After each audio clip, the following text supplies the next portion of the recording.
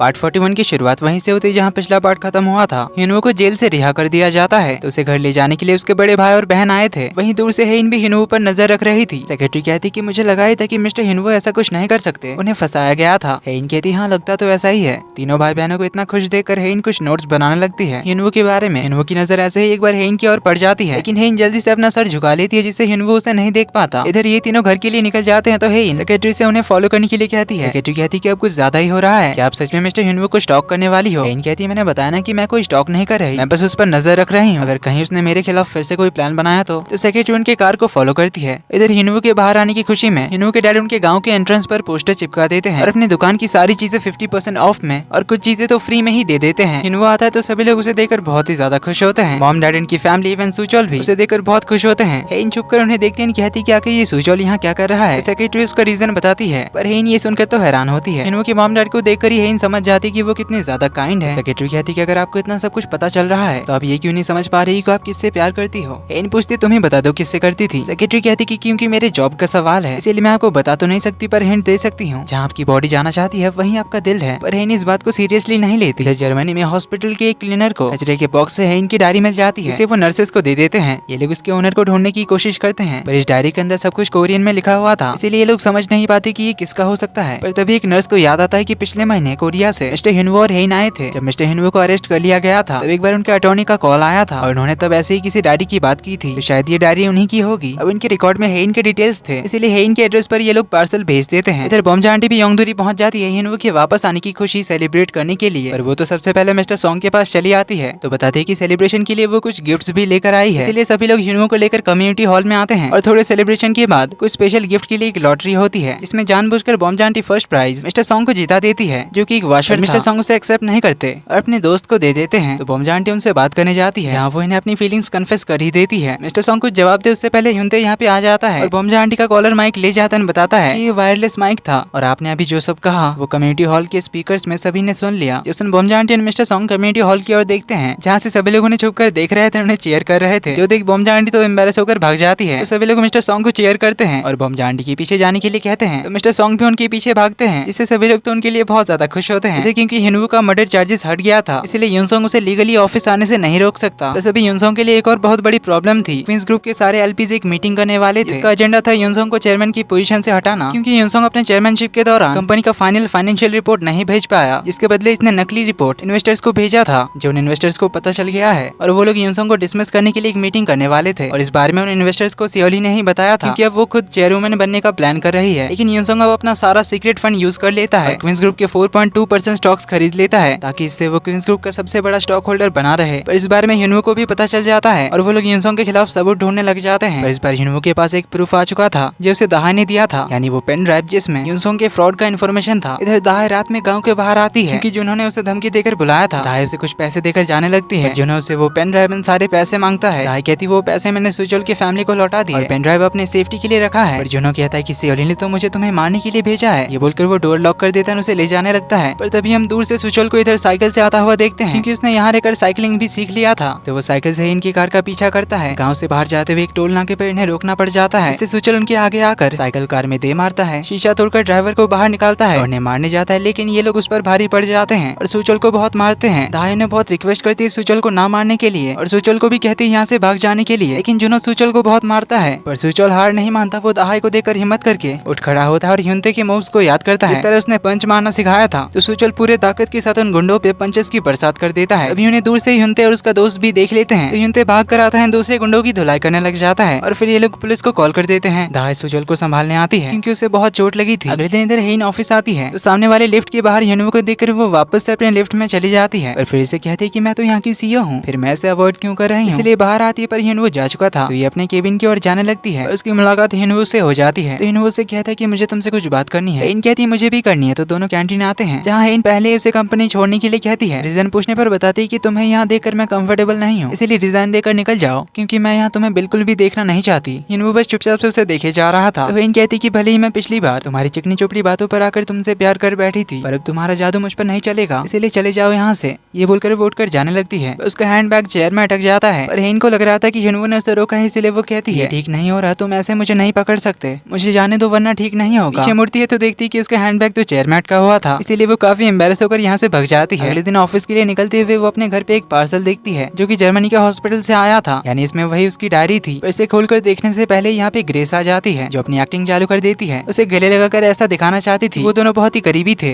पर हेन उसकी ओवर एक्टिंग से समझ जाती कि ये नाटक कर रही है, इसलिए उसे इग्नोर करके ऑफिस के लिए निकल जाती है। पर रास्ते में उसे अपने ही नाम से एक मेल आता है, इसमें एक एक्वेरियम का इनवाइट था। हेन वहाँ पहुंच जाती तो उसे पता चलता है कि यहाँ तो उसी का वेट हो रहा था। अंदर जाती तो वो सामने हिनवो को देखती है। उसे देख हेन पूछती क्या ये सब तुम्हारा प्लान है और तुमने मुझे यहाँ बुलाया है। वो अपने फोन में वो मेल दिखाता है, बताता है कि तुमने तो मुझे इनवाइट भेजा था। हेन को समझ नहीं आता कि आखिर उसने अपने आप को और हिनवो को इनवाइट का मेल क्यों भेजा होगा। तभी लाइट्स ऑफ होती है, सामने प्रोजेक्टर पर उनकी शादी का वो वीडियो प्ले होता है जहाँ दोनों की धूमधाम से शादी हुई थी। दोनों ने जो एक दूसरे को प्रॉमिस किए थे वो भी दिखाए जाते हैं। जॉन वो अपने फ्यूचर सेल्फ के लिए कहता है कि आई होप तुम अच्छे ही होगे, ये मत कहना कि तुमने डिवोर्स ले लिया है, क्या तुम्हारे बच्चे हो गए, एक या दो, वैसे ये मैटर नहीं करता क्योंकि मैं बस चाहता हूँ कि हेइन मेरे साथ रहे। इसीलिए बस ये बात याद रखना कि तुम हेइन से कितना ज्यादा प्यार करते हो। आई होप 10 साल बाद भी ऐसे ही रहोगे, हेइन को कभी रोने नहीं दोगे और हमेशा उसके साथ खुश रहोगे। इधर हेइन भी अपने फ्यूचर सेल्फ के लिए रिकॉर्ड करती है, कहती है कि तुम 10 साल बाद भी उतनी ही ज्यादा खूबसूरत, हेल्दी एंड मोस्ट सक्सेसफुल होगी, ऑफ कोर्स ह्यूनवो के साथ मिलकर। इसे देखकर दोनों ही काफी इमोशनल होते हैं। तभी लाइट्स ऑन होती है, यहाँ के स्टाफ्स आते हैं। मैनेजर ह्यूनवो को एक बुके देती है और बताती है कि 1 महीने पहले मिसेस हेइन ने हमें ये सरप्राइज प्रिपेयर करने के लिए कहा था। उन्होंने ही आज के लिए पूरा एक्वेरियम बुक किया था। इस तरह 4 साल पहले उन्होंने एक बार बुक किया था। जिससे हिनवो शॉक्ड एंड सरप्राइज्ड होता है क्योंकि 4 साल पहले वो लोग यहाँ पे डेट पे आए थे। उस दिन इन दोनों के अलावा यहाँ पे और कोई नहीं था, पर तभी हिनवो समझ नहीं पाया था कि वो हेइन नहीं करवाया था। कमिंग बैक टू प्रेजेंट, हेइन कहती कि मैंने ये सब कब करवाया। हेइन कहती मुझे समझ नहीं आ रहा कि क्या चल रहा है, इसीलिए मैं जा रही हूँ। पर तभी वो फ्लावर के साथ आए नोट को देखती है। इसमें हेइन ने दोनों को याद दिलाया था कि तुम्हें फिर से शादी करनी है। हेइन कहती क्या ये मैंने लिखा था, मैं भला उस इंसान से क्यों दोबारा शादी करूंगी जिसने मुझे धोखा दिया। हिनवो कहता है कि अगर मैंने तुम्हें धोखा दिया होता तो क्या तुम ये सब करवाती। जो सुन हेइन भी कुछ पल के लिए सोच में होती है। हिनवो कहता है कि प्लीज डाउट करो, हर बात पे डाउट करो, किसी पे भरोसा मत करो, ना मुझ पे करो ना ही यूनसोंग पे,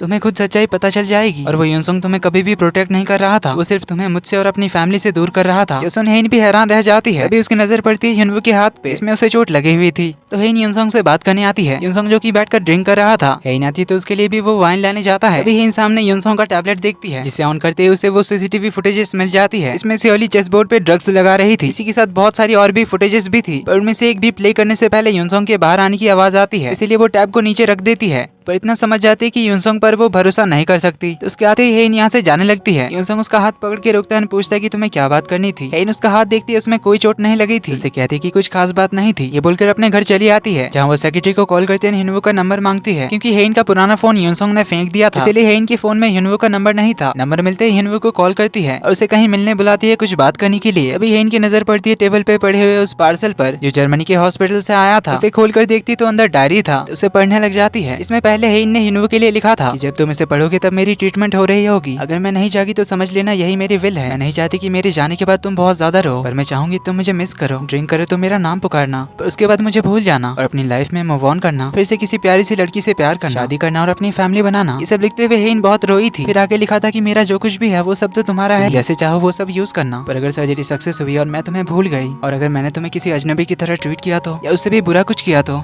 उससे तंग आकर तुम परेशान हो गए तो, चाहे कुछ भी हो जाए मुझे थोड़ा झेल लेना, हार मत मानना, मुझसे प्यार करते रहना। तुम जानते हो मेरा आइडियल टाइप कभी चेंज नहीं होता और तुम मेरे आइडियल टाइप हो, इसलिए मुझे फिर से तुमसे प्यार हो ही जाएगा, इससे मैं तुम्हें पहचान लूंगी। तब तक प्लीज थोड़ा पेशेंस रखना। ये सब पढ़ के हेइन याद करती है जेल में जो कुछ हिनवो ने कहा था और आज हिनवो ने उसे जो कुछ कहा। हिनवो के लिए आखिर में लिखा था कि फिर जब मैं तुम्हें पहचान लूंगी तब हम फिर से शादी कर लेंगे। हेइन ये पढ़ के काफी इमोशनल होती है। फिर उसने अपने लिए भी लिखा था कि हेइन अगर तुम ये पढ़ रही हो यानी तुम्हारी ट्रीटमेंट सक्सेसफुल रही और तुम्हें हिनवो याद नहीं है तो मैं तुम्हें उसके बारे में सब कुछ बताती हूँ। हेइन ने स्टार्टिंग से उनकी पहली मुलाकात से लेकर किस तरह से हेइन को हिनवो से प्यार हुआ, उनकी डेटिंग लाइफ, उनकी मैरिज लाइफ, सब कुछ लिख कर बताया था। जो सब पढ़कर हेइन बहुत ही ज्यादा इमोशनल होती है। आखिर में हेइन ने लिखा था कि अगर तुम अब भी कंफ्यूज्ड हो तो बस इतना याद रखना कि वो हिनवो ही था। इसकी वजह से मैं मेरी मेमोरीज नहीं खोना चाहती थी और अगर मैंने वो मेमोरीज खोने का डिसाइड किया है तो उसका भी रीजन हिनवो ही है, क्योंकि मैं उसके साथ जीना चाहती हूँ, क्योंकि हिनवो वो इंसान है जिसे मैं पूरी जिंदगी याद रखना चाहती हूँ, क्योंकि उसके साथ ही मेरी खुशियाँ हैं और मैं उसे पाकर बहुत ज्यादा खुश हूँ। इसलिए मैं चाहूंगी कि तुम हमेशा हिनवो के साथ रहो। जो पढ़ते ही हेइन अपनी कार लेकर हिनवो से मिलने निकल पड़ती है। रोते हुए वो हिनवो को सॉरी कहती है। तभी इधर यूनसोंग के फोन पे अलर्ट का मैसेज आ जाता है कि हेइन की कार उसके सेट किए हुए रेडियस से बहुत दूर जा रही थी। इसे देखकर वो हेइन के लोकेशन के लिए निकलता है। इधर हेइन पहुंच जाती है उस जगह पर जहां वो दोनों मिलने वाले थे, पर हिनवो रास्ते की दूसरी साइड था। हेइन को देखकर वो उसे वहीं पे रुकने के लिए कहता है, पर जैसे ही रास्ता पार होने वाला था ट्रैफिक में रेड लाइट आ जाती है, इस वजह से ग्रीन लाइट होने तक उन्हें रुकना पड़ता है। पर तभी एक बस हेइन के सामने से पार होती है, इसके साथ ही हेइन भी गायब हो जाती है, जो देखकर हिनवो शॉक्ड होता है। ग्रीन लाइट होती है तो हिनवो भागकर रास्ता पार करने जाता है, पर तभी एक कार उसे टक्कर मार देती है, इससे वो जमीन पे गिर के बेहोश हो जाता है और इसी के साथ एपिसोड का एंड यहीं पर होता है। पर एपिलॉग में हमें वो सीन दिखाया जाता है जब हेन के डैड अपने फैमिली को लेकर उन 3 डिटेक्टिव से पूछने आए थे कि हेन ने पिछले 1 महीने में जर्मनी में क्या सब किया। डिटेक्टिव ने उन्हें बताया था कि यूनसोंग ट्राई तो कर रहा था हेन के करीब जाने का, पर हेन ने उसे बिल्कुल भी भाव नहीं दिया था और इसी वजह से हेन के डैड को पूरा यकीन था कि हेन कभी भी यूनसोंग से शादी के लिए नहीं मानेगी। इसके बाद हमें पता चलता है कि यूनसोंग हेन का पीछा करते हुए यहाँ तक पहुँच गया था और उसने दोनों को रास्ते के इस पार और उस पार देख लिया था। इससे गुस्से में उसने हिनवू को अपनी कार से टक्कर मार दिया था। इसी के साथ एपिलॉग भी यहीं पर खत्म होता है।